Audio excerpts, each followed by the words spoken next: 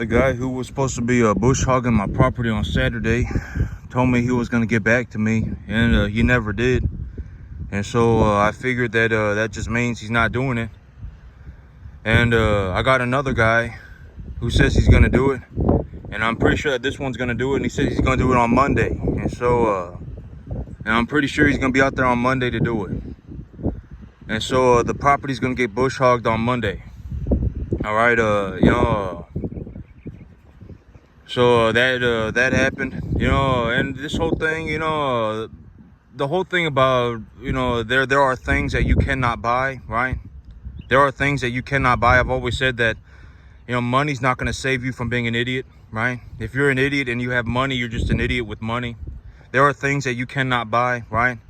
And you should probably not live in a world where you say you're going to, like, why, like, if you're not going to do it, just tell me. This is actually the second guy who's told me this. He told me he was going to do it, and then I asked him about it, and then he just doesn't contact me. And I said, well, that's, I don't know why you live your life like that, right? I mean, you're not going to get anywhere, right? If you say you're going to do something, you should do it. That's one of the things about me, is that when I say I'm going to do something, I do it, right? That's one of my big, that's one of the big things about me, is that I say I'm going to do it, and then I do it, right? I say I'm going to sell 15 animals and I'm going to buy 20. Guess what? I'll probably end up selling 15 animals and I'll probably end up buying 20, right? When I say I'm going to do something, I do it, right? I'm looking for deals to expand my business, right? I found myself a couple of new lease properties. I got myself 110 acres of lease properties. I said I was going to do it, and then I did it, right? That's the thing about me. You really don't want to end up in a situation where, I've always, there are things that money cannot buy. And if you're an idiot, money's not gonna, you can't buy yourself out of being an idiot. So, I got that's happened. And so this Monday, the property's gonna get bush hogged. But once the property gets bush hogged, I can go around and I can take a look at it, and I can see if the water's okay. Because if the water's not okay, it doesn't matter. And also the well contractor got back in contact with me, and they took a look at the water under the property, and they said that there is a good bit of water under the property. They took a look at the water table, but for me to pump water, for me to drill water, it's going to cost us 16 grand. And so I was sitting there and I was thinking about it, and I was like, well, I probably, if I just give it about 1 month, I probably don't need any water until next year in the summer. Because the property has 3 or 4 acres of pond water. The property has about 3 acres of surface water. Has about 2 acres of surface water, pond water. But as long as there is a rain, right? As long as there is rain, that water will be clean. And so I was taking a look at it, and I was like, I figure, well, I probably don't need to drill a well just yet. I don't need to drill a well, right this moment. But that's good to know. It's good to know I have water under the property, and I can find a different I can get a few different estimates from a few different people, and I can see I can see how much they're going to charge. And so but that's what I got going on right now. I got the pond, and also that little heifer calf that was struggling real bad. I didn't, she took a real turn for the worse yesterday, and she ended up dying last night. It's very unfortunate, but she picked up something while she was at the sale barn. And she just, kept going downhill. She just kept going downhill, and so, and last night she took a turn for the worst, and she did unfortunately die last night. And so, that happened too.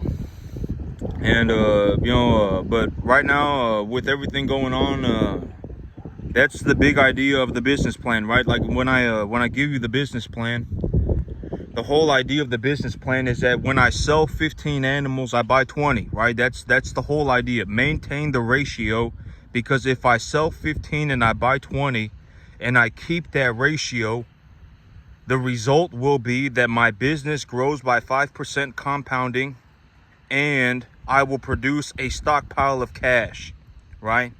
Because if I sell 15 and I buy 20, that will leave me with money left over, and it will ensure that my business grows by 5% compounding. That's the big idea. And the whole thing about my situation right now is that I'm not liquidating animals, because even if I liquidate animals, right, where am I going to put the animals, right? I have actually thought about the possibility of just flat out just liquidating 15 of these animals, and then preconditioning some new calves. I may do that, because I would think that I can probably precondition maybe if I bring in just straight high risk calves, but I also, but my whole thing about bringing in calves and is that when I risk capital, right? And this is actually a very a reasonable time to discuss this idea. When I risk capital, I only risk capital when I have a stabilized asset, right? When I have a stabilized asset and that asset is appreciating. I don't like sitting on large sums of money, right? I don't like sitting on large sums of money. Why would I sit on money? Money's not going to do anything, right? Money doesn't do anything. It's just a number in the bank account. It doesn't do anything, right? Why would I sit on large sums of money, right? There is no reason to do that. Money doesn't do anything. And so in all reality, the best way for, the way that I would want to do it is to liquidate 5 at a time and then reinvest the capital as I go. That would be the most reasonable. That would be the way that I want to do it. But if I do that, where am I going to put the animals? Right? If I sell 5 and I buy 10, right? Where am I going to put all these animals? Right? My lease property right now, I can almost guarantee. Well, on lease property number 1, the pond has already probably started to rot. Lease property number 2, I haven't gone all the way out to the pond yet, but the pond, I can almost guarantee it's starting to rot. All right, it's probably going to start to rot very soon. Where am I going to put all these animals, right? Where am I going to put all these animals? Because I guarantee, like these animals that I have here right now, if I sell one of these animals here right now, I could probably buy more than 2 animals for every one that I sell, and that would be with 0 debt. All right, and I've already, I've given you the whole big idea about this. Is that if I liquidated all of my animals today, right? And I've always said that opinions don't matter. All right, if you have a bunch of opinions and you have nothing to show for it, you're practically a bum. I guarantee it. You're almost homeless. I guarantee it. Why do you have so many opinions? Right? I actually do this in real life, right? If you have a bunch of opinions and you have nothing to show for it, I guarantee it, you're practically homeless. The way that you actually, when you take a look at something, right? And I was discussing the idea of a balance sheet yesterday. The balance sheet is the balance sheet. When you take a look at my balance sheet, if I liquidated all of my animals today and I reinvested the capital, do you think I can expand my balance sheet? And I would hope that you said yes, because I could at least grow my balance sheet by 20%. I am sitting on a large amount of positive equity. All right, I've been sitting here collecting money for the last month and a half, for the last 2 months. All right, I haven't used any debt. My animals have just continued to do better, right? If I liquidated all of my animals and I took that money and I reinvested the capital, even at I have a baseline of 50 animals, right? I have a baseline of 50 animals. If I took the money and reinvested the capital when I liquidated my assets and I reinvested the capital, I could at least grow my balance sheet by 20%. At least. It would probably be closer to 25%. All right, I could probably buy I could probably buy 65 animals. 60 animals would be an expansion of the balance sheet by 20%. All right, realistically, I could probably buy 65. But where am I going to put 65 animals, right? That's the big problem right now. I'm sitting here, I'm just loaded up to the eyeballs with money. I'm still making more money, and I don't have anywhere to reinvest the capital, right? That's my big problem right now. My big problem with my business is that my business is making such a large amount of money that I cannot reinvest it. All right, not in this current situation, right? I did find myself a new lease property. All right, I did find myself a new lease property. You know, and I haven't been using any leverage. I haven't used any leverage in maybe 3 months. All right, 3-4 months, I haven't used any leverage. All right, the equity of my herd is growing, and that is all entirely my money. I don't owe the bank anything. For the last 3 to 4 months. And so when I take a look, but that is legitimately one of my biggest problems right now, right? Is that my business is making such a large amount of money, I cannot do anything with the money. That's one of my biggest problems. And another way to take a look at this is if I sold my cattle today, and I took the money and I reinvested that capital, I would have to buy 60 to 65 animals. That's another way to look at it. All right, and where am I going to put 60 to 65 animals? All right, where am I going to put these animals, right? I don't have any space for these animals. But here in about a month and a half, these animals will continue to get larger. I would anticipate that my animals here, a majority of my animals here, are going to be profitable for probably about another month and a half. They'll be profitable for about another month and a half. All right, they are gaining weight quickly. They'll be profitable for about another month and a half. And during that month and a half, I will make more money on these animals, okay? You know, they will be profitable. I will be making money. You know, in all honesty, they'll probably be profitable for at least 2.5 months, but I'm not going to take them to 900 pounds, okay? I'm not going to take them to 900 pounds. You know, in all honesty, if I, just to run my business, I would rather liquidate the animals and expand my balance sheet. I would rather do that than raise great big old animals, okay? You know, right now, but that's a very realistic way to look at it. If I took my animals and I liquidated them today and I reinvested the capital, I would have to buy like 65 animals. I would have to buy like 60 animals. And where am I going to put 60 animals? Where am I going to put 65 animals? Right? That's my big problem. I am sitting on a large amount of positive equity. And if I reinvested my capital, that would expand my balance sheet. But I don't have any space to expand my balance sheet.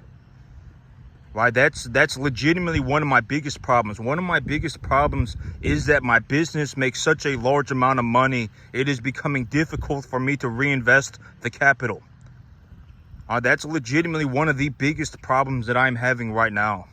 And I kind of got it fixed a little bit. I kind of got a solution to the problem. I got myself 2 lease properties. But, I can almost guarantee, because, like right this moment, if I, and just to put things, in more clearer perspective, if I liquidate my animals in a month and a half, I will probably be able to buy like 65 to 70 animals. I wouldn't be buying 60 to 65. I'd be buying 65 to 70. Closer to 70. If I, let's say that in the next month and a half, and I've already, and I've been thinking about this whole idea. Should I legitimately just, should I space the money out 10, 10, 10? But here's the thing, and I've actually spoken about this, and I completely forgot about this. But the small change in the business plan. The small change in the business plan is that I am going to, eventually, as soon as I see reasonably possible, I will be getting myself a bigger truck, and I'll get myself a bigger trailer. And when I do that, I will start buying any animal that I can reasonably make money on. I will buy any animal. All right. If the animal is 500 pounds, I'll buy the animal. If the animal is 700 pounds, I'll buy the animal. If the animal is 350 pounds, I'll buy the animal. If the animal is 200 pounds, I'll buy the animal. As long as if I can make money on the animal, I will just go ahead and buy the animal. And so, I'm just going to start reinvesting the capital because I can guarantee it. Like, even as of today, I am already up to the eyeballs in money. I'm already up to the eyeballs in money. If I liquidated my animals right now today and reinvested the capital, I could expand my balance sheet by 20%. And that would be with me just taking the money that I made from selling the animals and putting it back into my animals. It might even be 25%. All right, I guarantee it. All right, and I'm already up to the eyeballs in money. I'm up to the eyeballs in money effectively all the time. It's actually becoming very difficult for me to reinvest the capital. So I'm just going to start buying any animal that I can make money on. Any animal. If the animal's 600 pounds, I buy the animal. And in all honesty, here in about a week, or excuse me, here in about a month, if the, here in about a month when it's time to grow grass, here in about, by about September when it's time to grow grass, it won't matter what the animal weighs, because if I have them on good grass, it doesn't cost me anything. All right, grass doesn't hardly cost me anything. Like for me to feed 30, just to put things in, just to give a numerical, a numerical idea for this. For me to feed 30 500-pound animals, if I have 30 500-pound animals and I put them on grass, it costs me about $350 a month for about 30 to 40 animals. If I have 30 to 40 or if I have 35 400-pound animals and I put them on grass, it costs me maybe $350, $400. If I feed them grain, it costs me about $2,250. It costs me about $2,200, $2,300 to put them on grain. But if I put them on grass, it costs me a fraction. It costs me about $400 a month.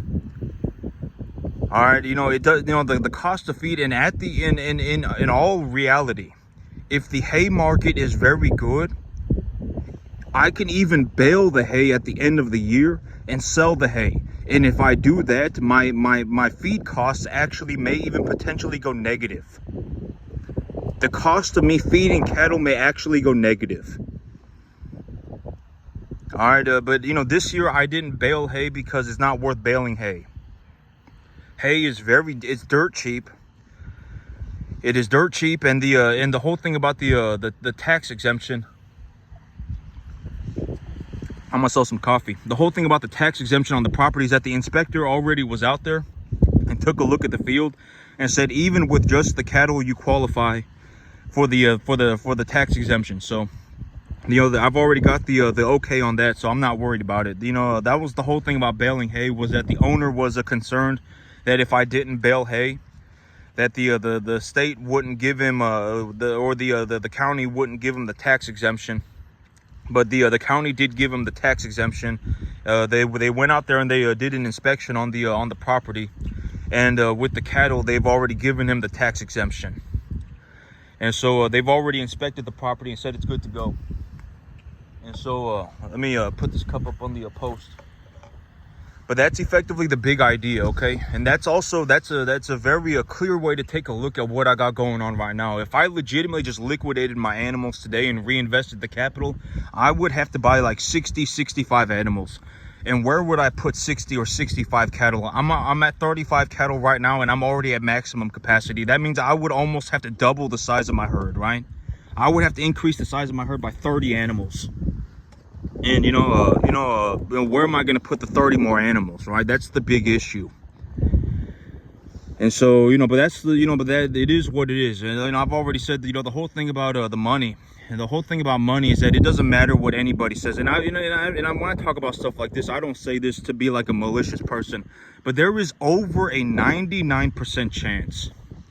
It's even over a 99.9% chance that you end up, that anybody in the entire country ends up closer to being homeless than anything like this. I guarantee it. There is over a 99.99% chance that if you're watching this, there is over a 99.99% chance that you end up becoming closer to homeless than anything like this. I guarantee it. And this is not funny, right? I've spoken about this. This is not funny, right? This is not a joke. All right, the whole thing about becoming successful, and the whole thing about it's a one-man journey. All right, and at the end of the day, as long as you understand how the game is played, somewhere in your life you should find yourself an opportunity. You will find yourself an opportunity. And I've already spoken about this. You shouldn't ask anybody about it. Because if you ask somebody about it, if you're going to ask somebody about it, ask somebody who actually knows how to do it.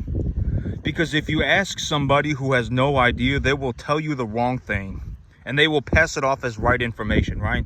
When you find a deal, As long as you understand how the game is played, as long as you understand how the economic system works, as long as you understand it, and it's, you know, as long as you understand it, as long as you understand how the game is played, somewhere in your life you will probably find something that makes sense to you. Somewhere in your life you will. You don't want to be in a situation where you have no idea how any of this works. You miss every opportunity in your entire life. Everything just, you know, and then, you know, you end up borderline homeless. You don't want to end up like that for the rest of your life. All right, you know, as long, you know, it will be something will make sense to you, right? It may be a piece of real estate. It may be a stock in a company, right? You may take a look at a company one day and say, oh, this brand new company looks like it's going to do very well. I should buy stock in this company. It might be something like that. And if you only do it right one time, right? And I've spoken about this. If you only understand one deal, if you only find one your entire life, that's it, just one. It could be one piece of real estate. It could be one stock. It could be one business. It could be anything. Anything. If you only find one in a realistic perspective, that is the only deal that you will ever need to legitimately make enough money to buy anything on the planet.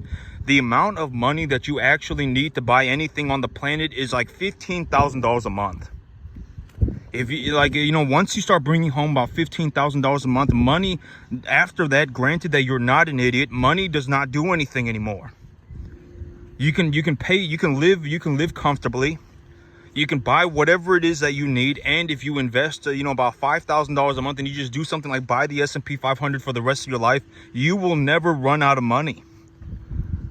Granted that you don't become an idiot.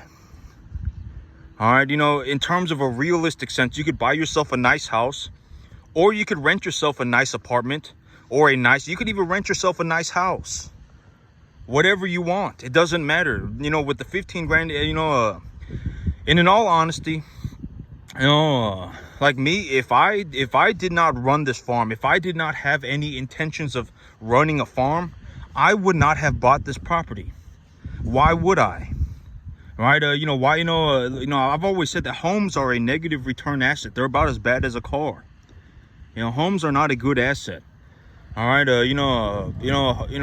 would, you know, if I was not going to, you know, run a farm on this field, I would not have bought the property. I would not have bought this property if I was not going to run a farm on the field.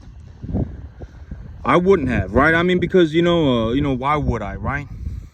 You know, homes are not a, you know, but there, you know, the idea of ownership is that, you know, and you should have something that you take ownership of, okay? I mean, but it could even be a stock portfolio. It doesn't have to be a house. All right, you know, it could be a stock portfolio. It could be you know, an equity stake in a business. I mean, if you go on the internet right now, and I've always said that you could go on the internet and you could just type in businesses for sale, and you can look through them. Right, you can buy and sell businesses like you buy and sell anything else. Right, the equitable valuation of a business is a multiple of the earnings. Right, I mean, there, you can buy something. You can be you can take ownership of something. Right, it could be stocks.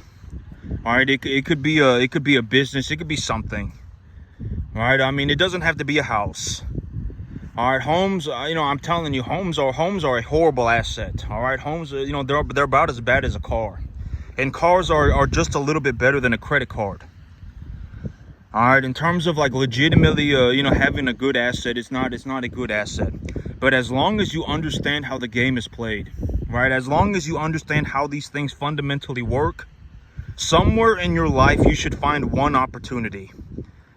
Somewhere in your life, and it will be a one-man journey. You should not ask anybody about it. If you take a look at the deal and it makes sense to you, right? That's the whole thing. When you take a look at the deal, if it makes sense to you, then you should go through with it. No, you should go through with it. Don't ask anybody.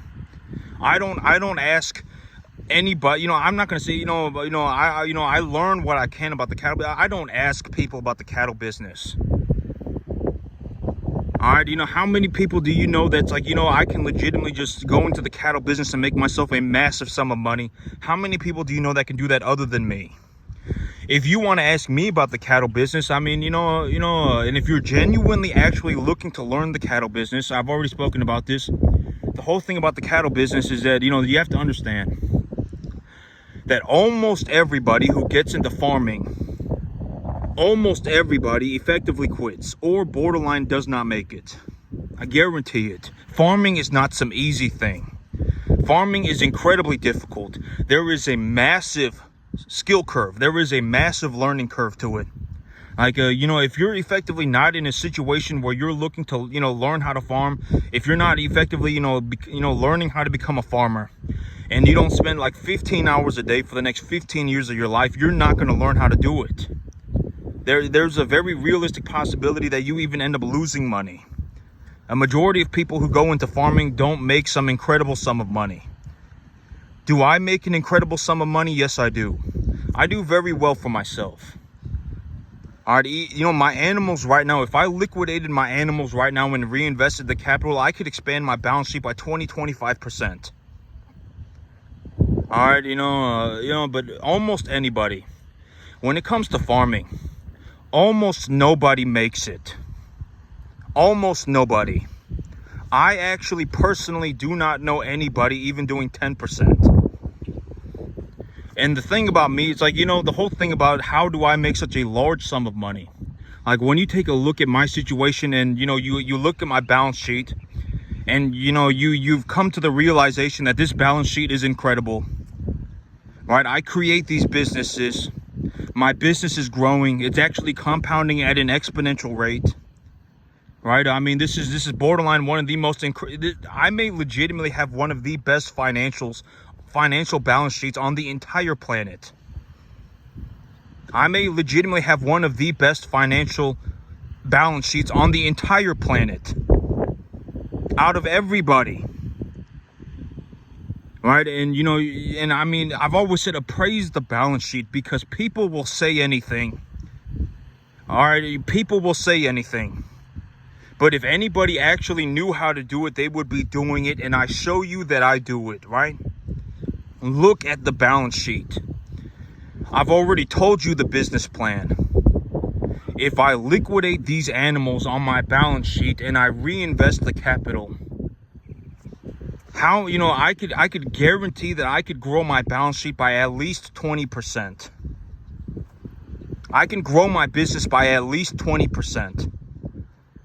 Right, and one of the biggest issues that I am having right now is that if I liquidate my animals and reinvest the capital, I will grow my balance. That is actually one of the biggest problems that I am having right now. Is that if I liquidate my assets and reinvest the capital, where am I going to put 65 animals?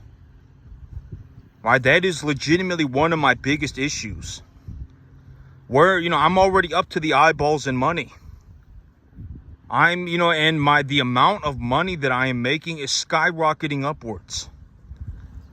Right, that's what legitimately one of my biggest issues right now is that I am making such a large amount of money that I cannot do anything with the money.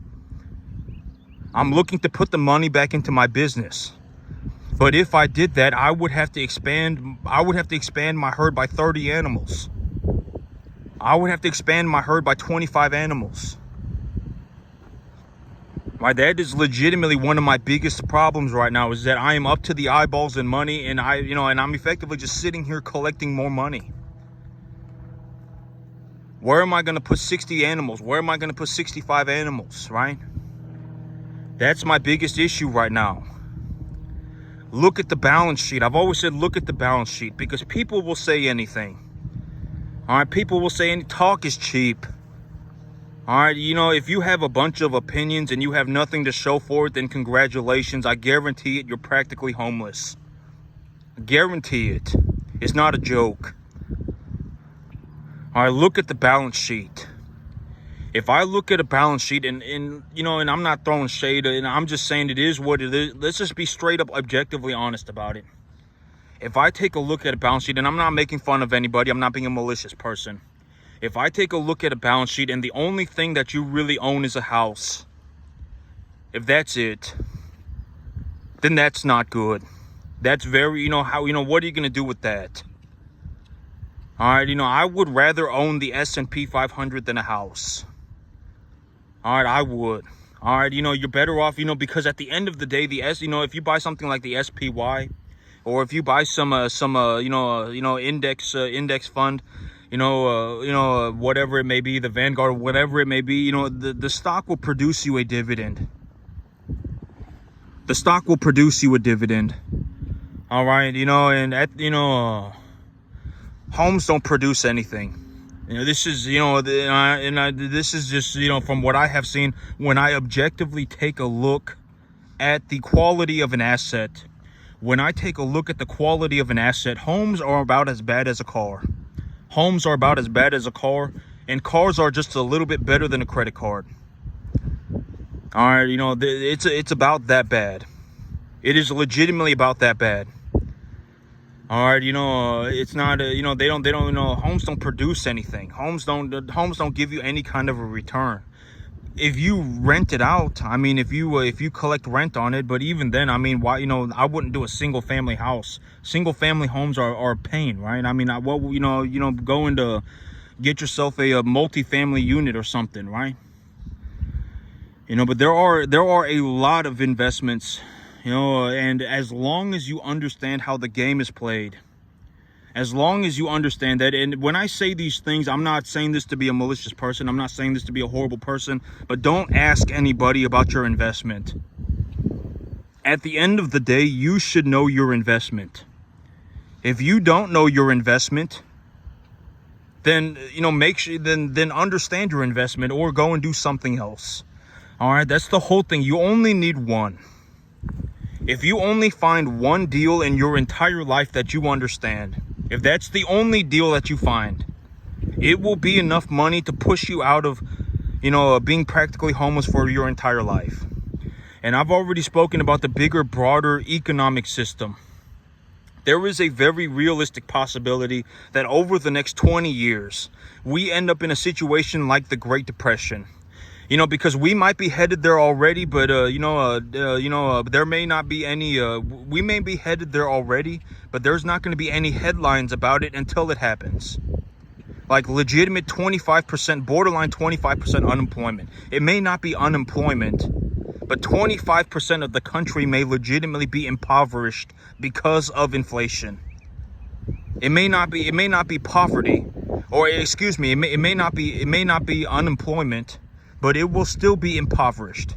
We may not see any headlines on it until we get there, and we might be headed there already, right? I've already talked about the whole idea of the broader idea of inflation, right? Effectively, like 90% of the country makes somewhere between $3,000 and $8,000 a month. 90%, something like that. If inflation, nowadays, and the whole idea of inflation is, imagine moving the goalpost by $2,000 a month. So if you were making $3,000 a month, you were lower middle class. If you were making $8,000 a month, you were upper middle class. Now, if you make $5,000 a month, you're lower middle class. If you make $10,000 a month, you're upper middle class. Now, imagine that happens 2 more times. Imagine if that even happens 1 more time. For you to be lower middle class, you would need to make $7,000 a month. All right, you would need to make $7,000 a month to be lower middle class. All right, and that's effectively what I mean by inflation will absolutely devastate a majority of the country. There is a possibility that happens. All right, inflation will absolutely devastate like 90% of the country. All right, we may not see headlines on it for about 20 years, and in 20 years, it may all of a sudden, oh my God, a majority of the country is impoverished, and the Great Depression kind of stuff, right? It very well could happen. And just to put things in perspective, I've already been talking about the spending bill, the whole the great big beautiful bill, or whatever it's called. It's a spending bill. It's going to increase the deficit. And if you increase the deficit, you are increasing the monetary supply. The whole idea of inflation is an increase in the monetary supply. That's the whole, this is what I've been saying. If you increase the monetary base, if you increase the amount of money in the system, that is what causes inflation, right? And I'm not bashing President Trump about it. President Biden spent money like a drunken sailor, right? So President Biden was printing these spending bills left and right, right? I mean, he was passing spending bills like you could not believe. Right, I mean, added trillions to the deficit. Right, I mean, but and I've already, and the whole thing about it is, and I'm not trying to whatever, but that's just, there has already been another spending bill that has passed, another one that's going to expand the monetary base. All right, that will expand the monetary supply.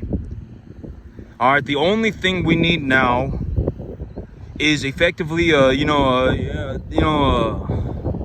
I mean, but it's already happened.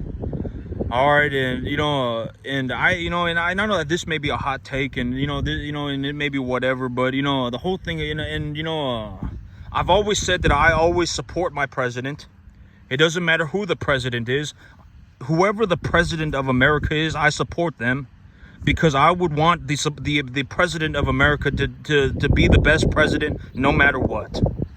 Right? I would want that to happen. Right? Why would I not want that to happen? I want every president, even President Biden. I didn't say anything bad about President Biden. I didn't bash him. I didn't nothing. The man was kind of a communist. All right, I didn't, but then again, but the man himself, I don't know what was going on with the man. I'm pretty sure that the man was senile. And there's all this stuff coming up about people were signing things for him and everything. And so I don't know exactly what was going on, but, the man's policies were borderline communist. All right, but I always support my president. I always support the president of America, always. No matter what. It doesn't matter, it doesn't matter who it is. I support the president. But I think that keeping interest rates high, lowering the interest rate will only make the problem worse. All right, having the central banks lower interest rates will only make the problem worse. But there is a possibility, and I've spoken about this.